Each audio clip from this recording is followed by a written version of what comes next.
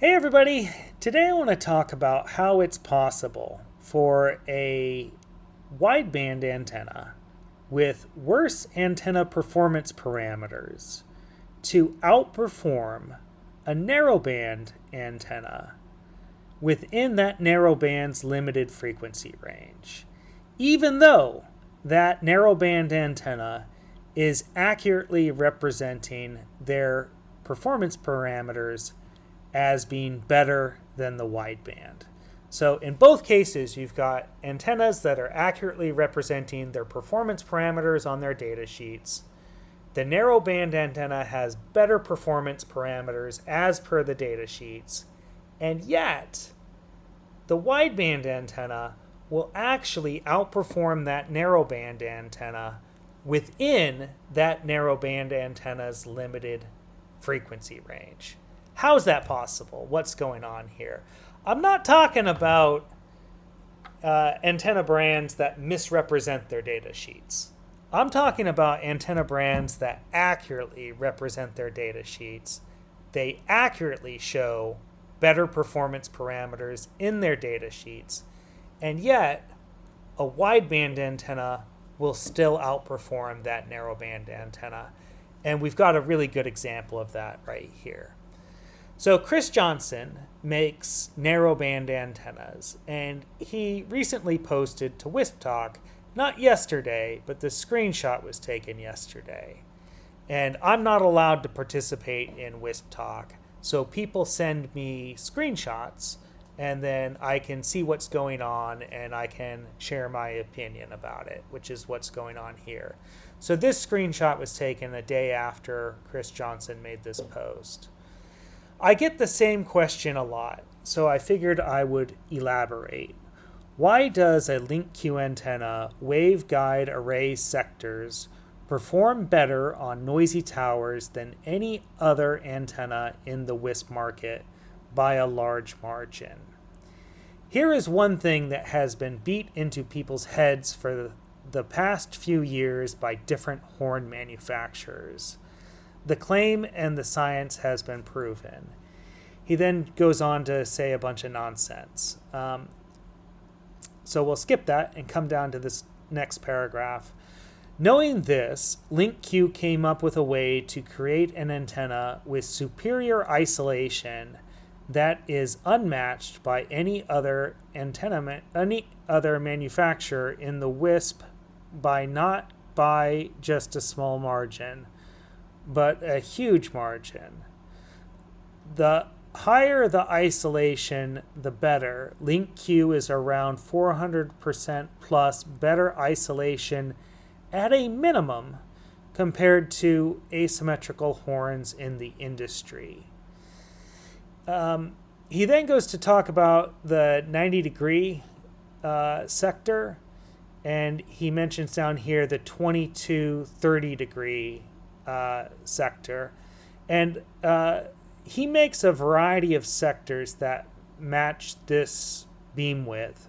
So I'm going to focus on this one right here. There's only one on the website that has this beam width. And it's this one right here.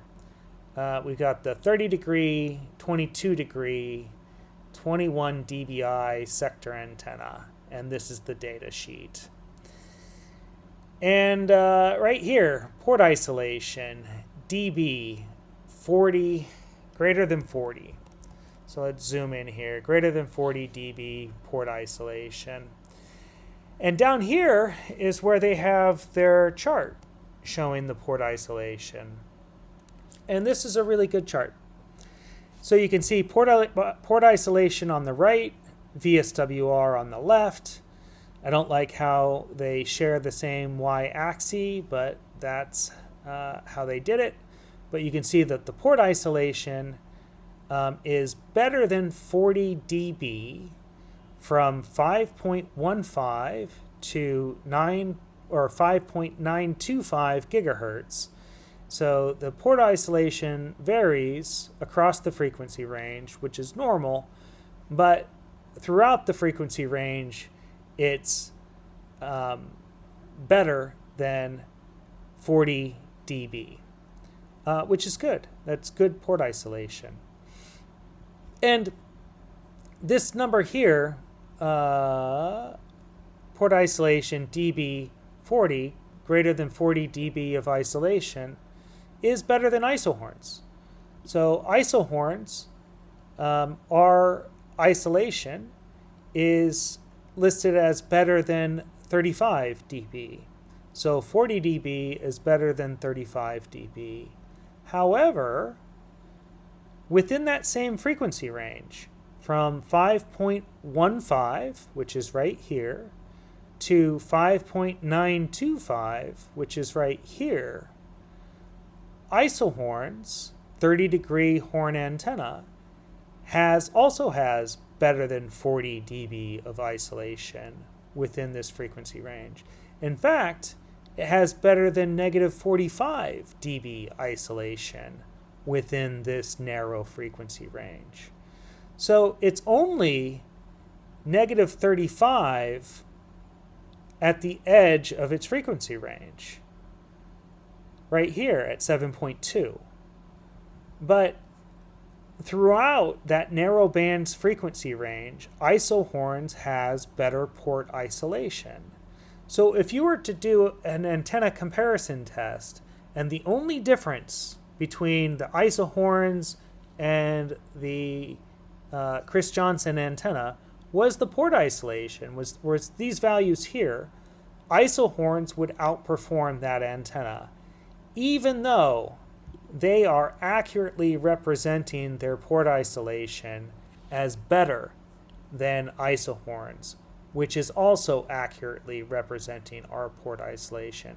It's just that our worst case port isolation happens at the edge of our wide frequency range, whereas their worst case port isolation values happen within their much more narrow frequency range. So yeah, you can see that IsoHorns is never worse. So this is 40, 50, 60, this is 45 right here. You can see that IsoHorns, it has better port isolation values within this narrow frequency range. Well, how does that compare to Chris Johnson says beat into people's heads for the past few years by different horn manufacturers? I don't think that I talk about port isolation a lot. In fact, I feel like this is the first video where I've really highlighted this strength with IsoHorns. But RF Elements has been around for years. What do they have to say about the port isolation of their antennas? Let's go take a look.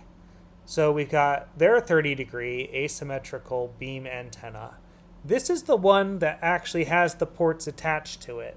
So with RF Elements' most popular products, you need the twist port. And it's the twist port that has the port isolation. So you can see the ports in there, the antenna elements. And the port isolation is basically measuring how much interference is between the vertical, let's go this way, how much interference is between the vertical port and the horizontal port. And this is measured by injecting a signal on one port and then measuring the signal on the other. And that tells you how much interference travels between the two ports. And obviously, with an antenna that doesn't have any ports, doesn't have any port isolation. But this antenna does. And so it would be possible for RF Elements to represent their port isolation within this data sheet. However, they do not. And the reason why they do not is because their port isolation values, well, probably not any good, which is why they omit them. So when Chris Johnson is saying that his antennas have 400% plus better isolation at a minimum compared to asymmetrical horns in the industry, he's obviously not talking about IsoHorns. He must be talking about RF Elements. But I wonder where he gets the values, because RF Elements doesn't disclose their values. For that reason, that's actually exactly why I have this, and I have this, is because next week I'm going to be testing these in an anechoic chamber.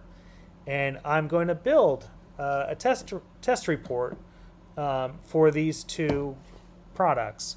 And we're going to find out, does RF Elements horns really have no side lobes, or are they just fudging their antenna patterns?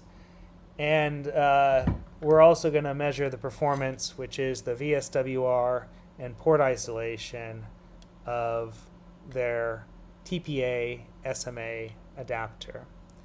And then we can have the information we need to make informed decisions. So you can do a direct comparison with RF Elements and IsoHorns, Cyber antennas, and Chris Johnson's antennas, and see for real which antennas perform best, have all the details that you need. Because right now, different antenna manufacturers are representing their antennas in different ways, and that makes direct comparisons difficult. And Chris Johnson is playing into that confusion because he doesn't know what he's talking about. Thanks for watching.